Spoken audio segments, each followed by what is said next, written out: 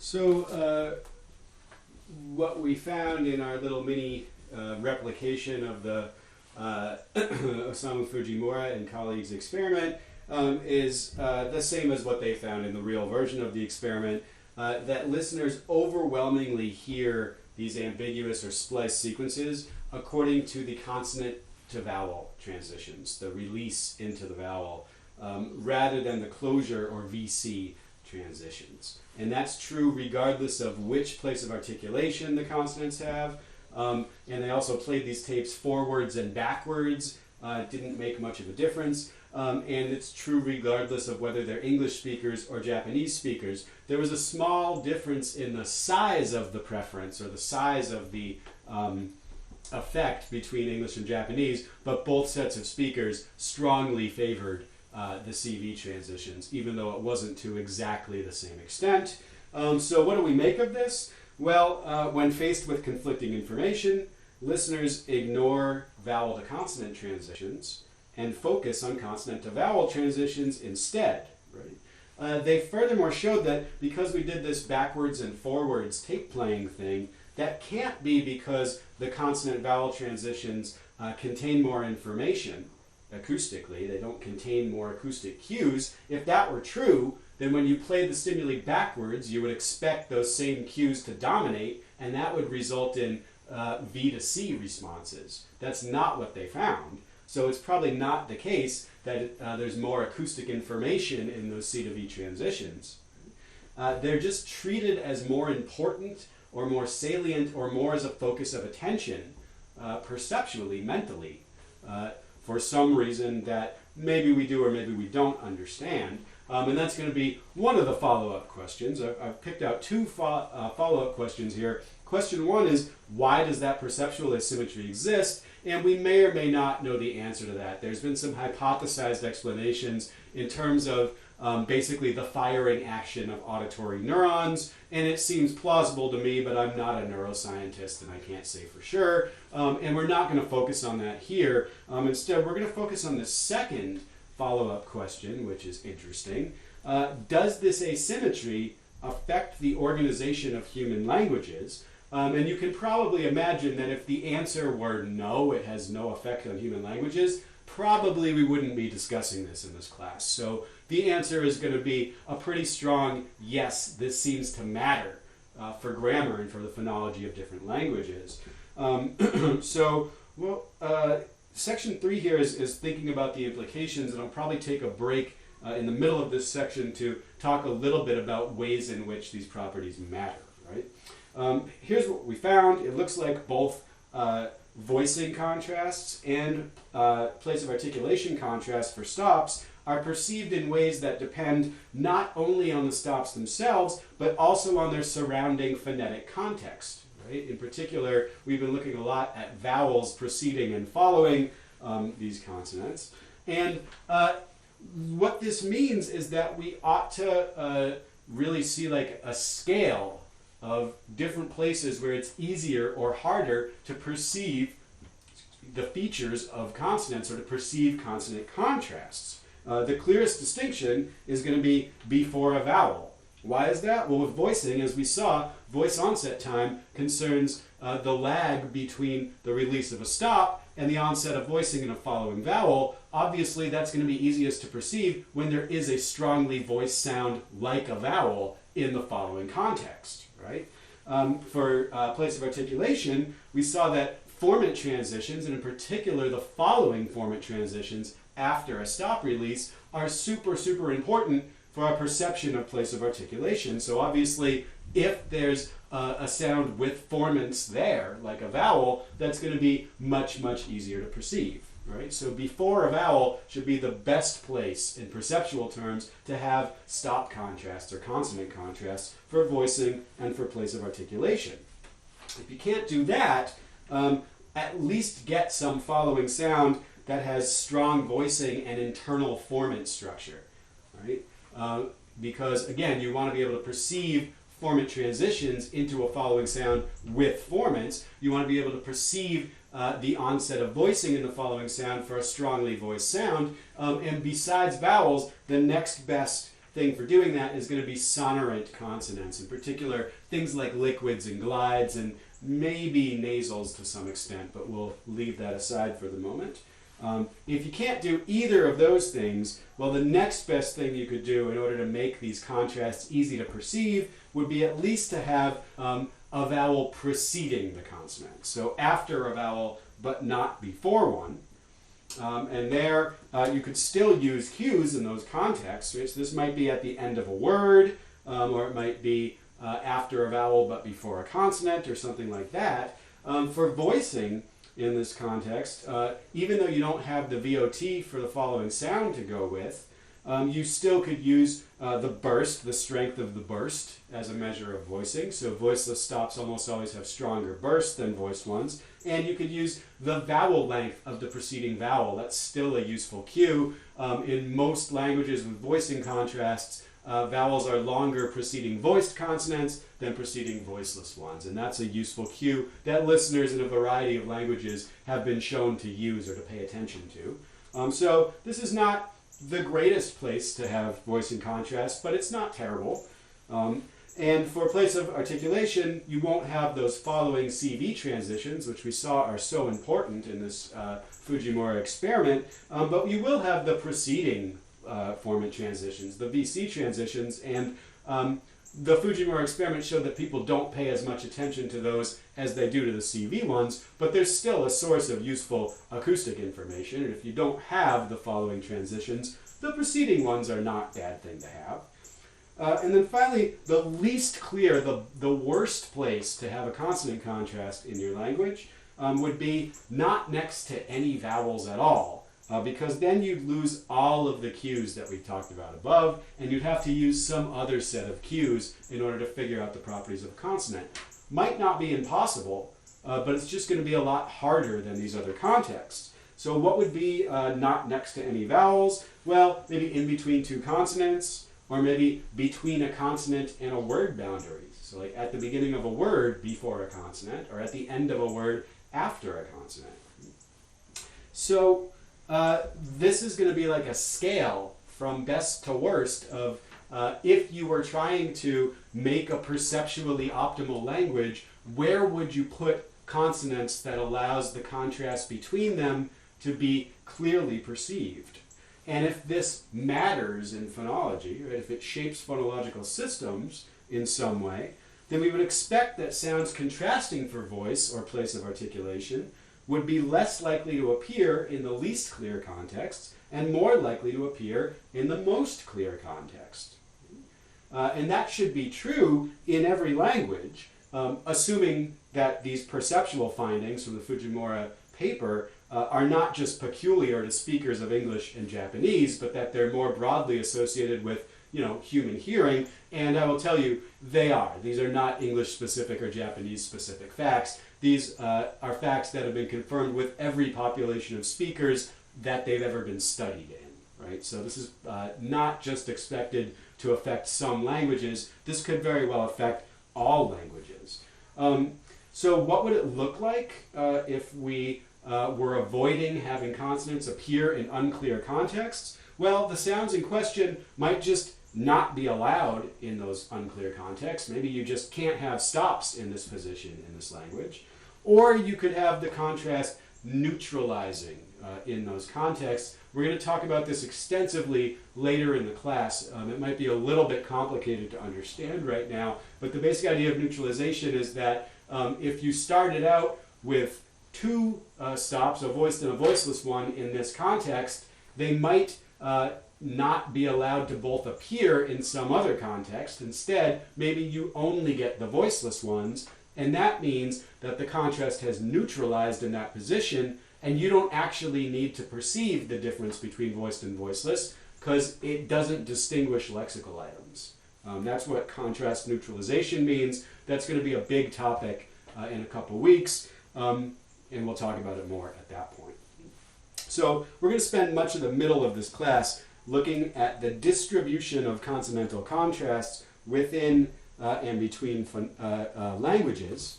where distribution just refers to where are stops or where are consonants or vowels with these different features allowed to appear versus not allowed to appear in this language. That's what a phonological distribution is. We're going to be studying those extensively, and to sort of give away a little bit of the plot, we're going to find that perceptual facts like these ones that we've been talking about this week, that they matter a lot for phonology. They seem to make a big difference. And so briefly, I just wanted to talk a little bit about the availability of stops and stop contrasts in different positions in some of the languages that we speak in this class. And so let's again make our map of the best and the worst contexts to have stop contrasts in, whether those are voicing contrast or place contrast. So the best one was before a vowel. And I'm going to put this dash or underscore thing to mean here's the consonant we're talking about. It's before a vowel. Here's the next best one was before a liquid consonant or an approximant consonant. So I'll call this plus sonorant. Plus son. That's going to be something like a liquid, a glide, maybe a nasal, although, depends on the language. After that, the next best one is going to be, well, at least following a vowel, if not before one. And that might be, at the end of a word, let's say, for the moment.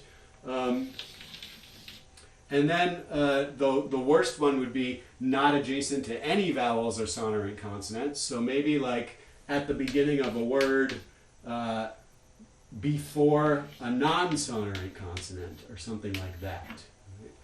That could be a possible place where you might find a consonant or might find consonant contrast. And take a minute and think about some languages preferably your native language, maybe also English because everybody knows English, or any other language that you're interested in or that you know. Pause the video and see if you can think about where are consonants allowed to contrast for voicing out of these contexts. Where are consonants allowed to, or stop consonants in particular, where are they allowed to contrast for place of articulation in all of these contexts? Okay, let's start with a reasonably simple case, and this is the case of Japanese, which for these purposes is going to actually work almost the same as Mandarin. What's that going to be like? So we'll call this the Japanese and Mandarin pattern. And this is very, very common in the world's languages. It's not specific to Japanese or to Mandarin, and of course these two languages are not related. So what does that pattern look like? Well, both of these languages feature stop voicing contrasts and stop place of articulation contrasts, and both of them make those contrasts available before vowels. So yes, looks good. Do they allow voicing or place of articulation contrasts for stops before sonorant consonants?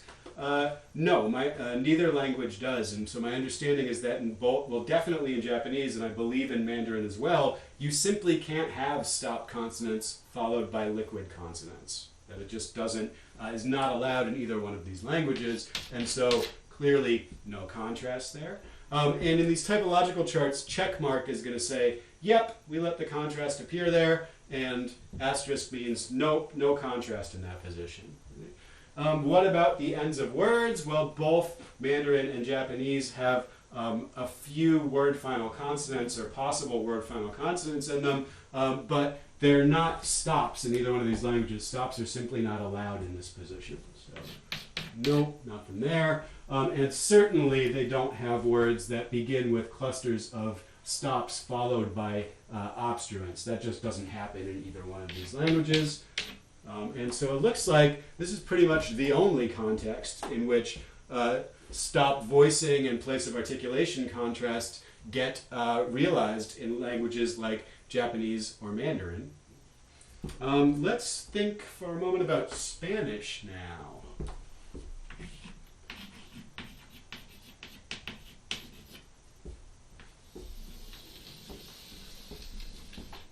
So Spanish has voiced and voiceless stops. And they can certainly appear at the beginning of a word before a vowel or something like that, in between two vowels, although the voice stops look very different there.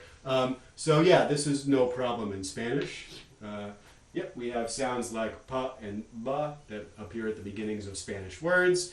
What about before a sonorant consonant? Yes, Spanish has words like prado, which is that's a tap rhotic with a stop before it, and you can also have bravo, right, which is a voice stop before that same tap rhotic, which is a sonorant consonant. So before ra or la sounds, Spanish does have a voicing contrast here, and you can have stops in different places of articulation in both these positions too, and so we get contrast in both these positions.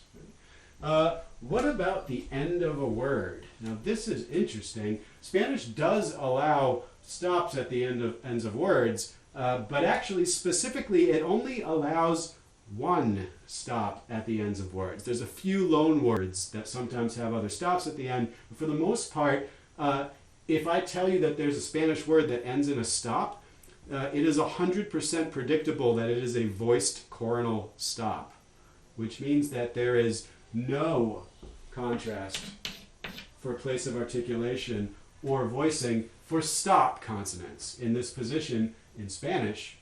And similarly, Spanish words don't begin with sequences of two obstruents. They don't end with sequences of two obstruents, so absolutely not available here. This would be roughly the same pattern as Russian and German, where in Russian and German they have voiced and voiceless stops that can appear here and appear here.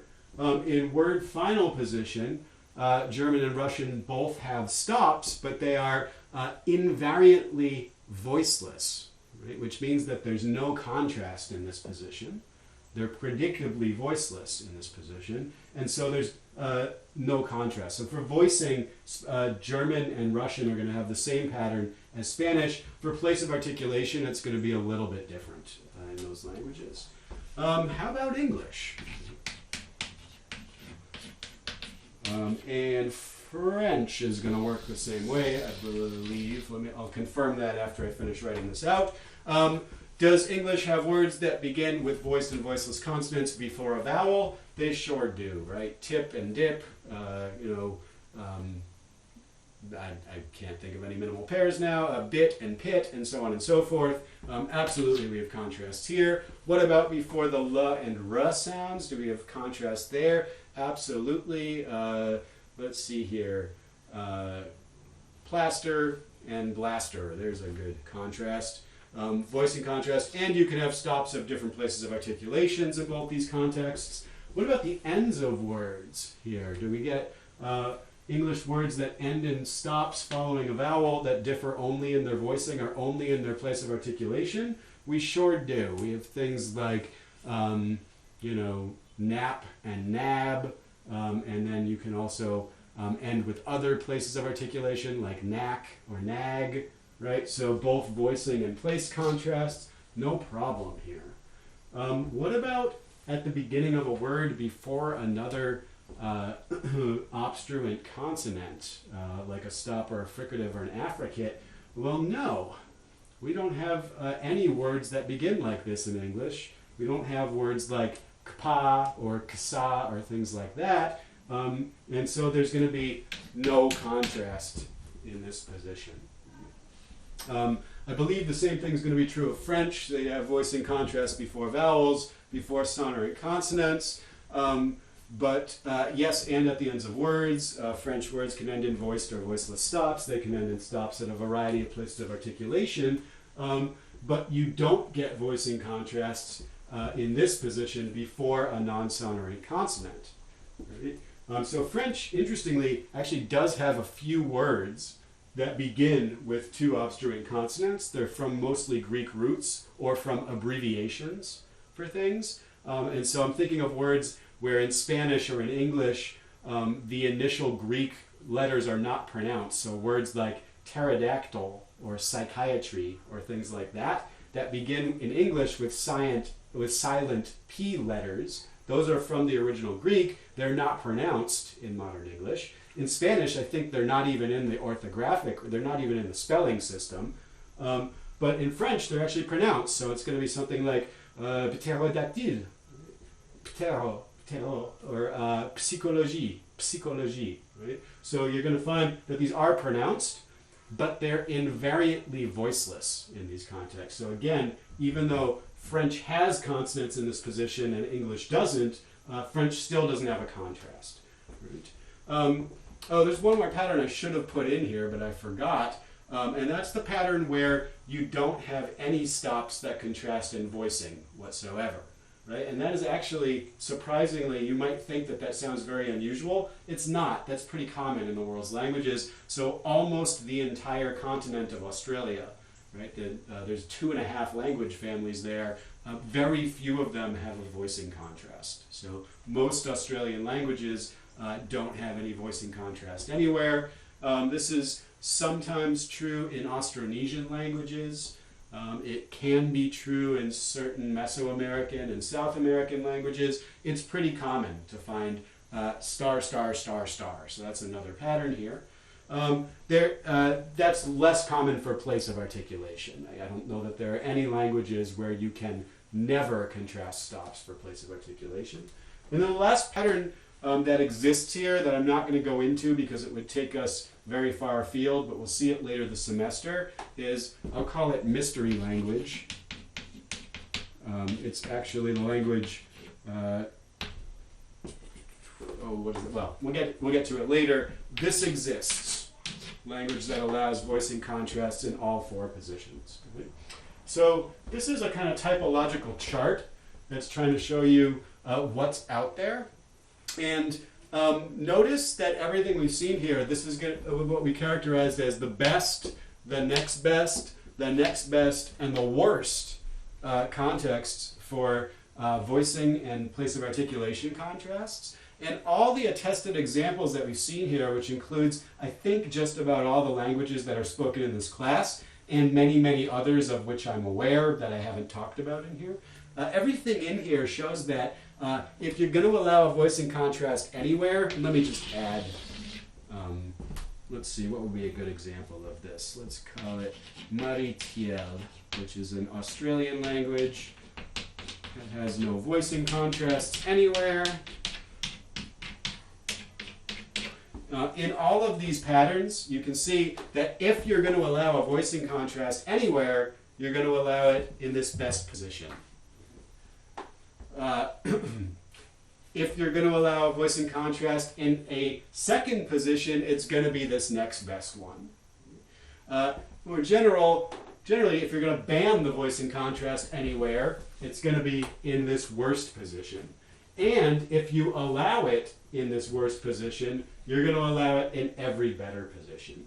Same thing is true for these other languages. If you allow a voicing contrast in a less optimal position, like here, then you'll also allow it in every better position, but not vice versa.